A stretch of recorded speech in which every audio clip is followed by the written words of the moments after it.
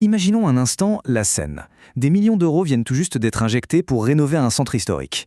On parle de places flambant neuves, de mobilier urbain ultra moderne, bref, une véritable renaissance architecturale avec des communiqués de presse qui crient au génie. Mais voilà, pour attendre ce fameux joyau urbain, il faut d'abord se farcir des kilomètres de routes régionales. Et sur les bas-côtés, des panneaux de signalisation complètement recouverts d'une épaisse couche de mousse verte. Des trucs tellement encrassés, tellement illisibles, qu'on dirait des vestiges abandonnés depuis 10 ans. Le contraste est, disons-le, assez piquant. Bienvenue dans ce nouveau décryptage où une observation en apparence toute bête va nous amener à une réflexion plutôt profonde sur la gestion et l'image de nos territoires. Face à ce grand panneau vert pomme à l'entrée d'une agglomération ou à cette flèche directionnelle totalement mangée par la végétation, on finit tous par avoir le même réflexe. On se pose une question naïve, mais finalement cruciale. Au fond, qui nettoie les panneaux routiers en Wallonie ? Et surtout, vers qui doit-on se tourner quand ces morceaux de métal deviennent des simples rectangles verts, absolument inutiles ? Eh bien, derrière cette petite interrogation du quotidien se cache en réalité une mécanique bien plus lourde qu'il n'y paraît. Ce n'est pas juste un détail de la route, c'est le symptôme d'un système. Il faut d'abord s'arrêter une seconde sur le concept de signal faible. Notre source du jour le résume avec une justesse incroyable. Un panneau couvert de mousse n'est pas seulement sale, il raconte que personne ne regarde. Et quand on y réfléchit, c'est redoutable. Ce n'est pas une catastrophe géante, ce n'est pas un viaduc qui menace de s'effondrer, mais ce petit objet banal, à force de prendre la poussière et l'humidité, envoie un micro-message toxique à chaque conducteur. Il murmure, l'air de rien, que cet endroit est traversé, oui, mais qu'il n'est pas entretenu. Ça donne cette impression insidieuse que la négligence est devenue la norme et que le territoire a tout simplement baissé les bras. Bon, plongeons dans le concret. Pourquoi ces panneaux restent-ils dans un tel état ? La réponse courte, c'est un véritable casse-tête administratif. En Wallonie, la commune n'est pas toujours maître de ce qui se plante sur son propre sol. Tout dépend du fameux gestionnaire de la voirie. Si c'est une route régionale ou une autoroute, c'est le SPW Mobilité et Infrastructure qu'il faut contacter, souvent via le 17-18. Si c'est une petite voirie communale, là c'est l'administration locale qui gère. Et si jamais le panneau est tellement illisible qu'il crée un danger de mort immédiat, c'est le centre Pérex qui doit intervenir. Sur le papier, c'est d'une précision chirurgicale, mais pour l'automobiliste de tous les jours, c'est juste impossible de savoir à quelle porte frapper. Et c'est bien là que le bât blesse. L'administration adore ranger les compétences dans des petites boîtes bien étanches. La région par ici, la commune par là, les sous-traitants au milieu.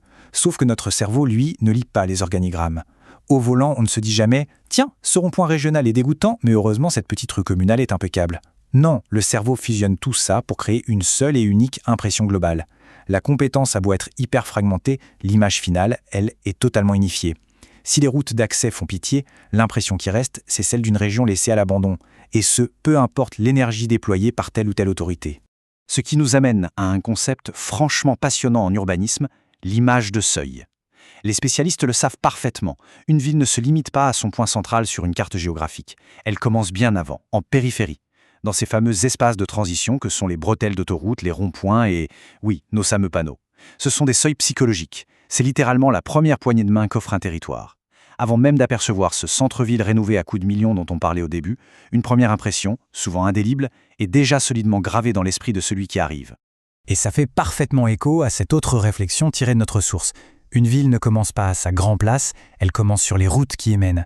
Prenons l'exemple d'une ville comme Charleroi, qui déplace des montagnes pour se réinventer, métamorphoser ses espaces publics et changer son histoire. L'effort est colossal, vraiment. Mais si pour accéder à ce renouveau urbain, on doit faire du slalom entre des glissières de sécurité rouillées et des panneaux forestiers, le message devient complètement schizophrène. Le cœur de la ville crie à la renaissance, mais ses artères d'accès murmurent la lente décadence. Il y a donc un fossé énorme entre ce qu'on pourrait appeler la vitrine politique et la vitrine réelle. Le centre-ville refait à neuf, c'est la vitrine politique par excellence. On y coupe des rubans, on sourit pour les brochures sur papier glacé, c'est formidable. Mais la vitrine réelle, celle qui est consommée tous les jours par des milliers de navetteurs, de livreurs ou de touristes de passage, ce sont les axes routiers. Énormément de gens ne feront que traverser la région sans jamais poser un pied sur la grande place. Leur seule et unique expérience du territoire, ce sera cette vitrine réelle. Et si elle est crasseuse, c'est toute la réputation régionale qui encaisse le choc. Mais attention, il ne faut surtout pas réduire ça à une banale affaire de cosmétique ou de marketing territorial.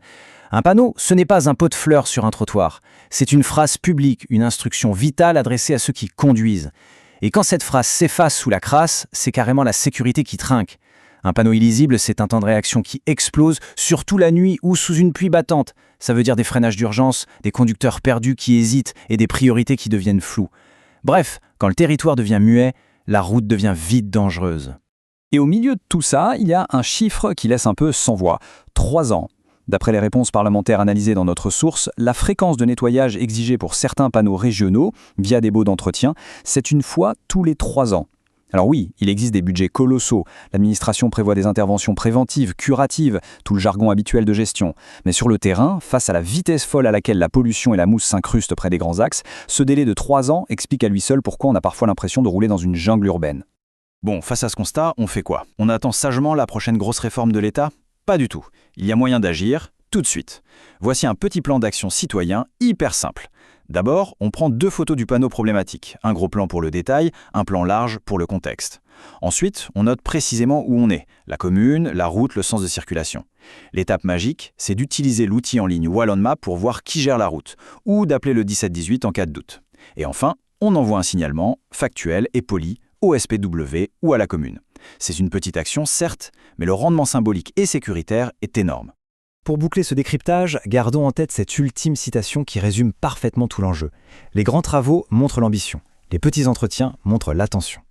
C'est vraiment la clé de voûte de cette réflexion. Vouloir redorer le blason d'une ville ou d'une région, ce n'est pas juste lancer des chantiers titanesques.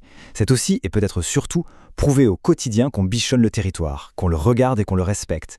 Passer un coup de nettoyage sur un panneau vert de mousse, c'est finalement la façon la plus directe de dire aux gens « ici, on fait attention aux usagers ». Et c'est sans doute par là que commence la vraie fierté civique. Merci de nous avoir suivis pour cette analyse. La prochaine fois qu'un panneau illisible croisera notre route, on ne le regardera plus du tout de la même manière. Et finalement, ça pousse à se demander quel est le signal faible que notre propre environnement envoie au reste du monde aujourd'hui.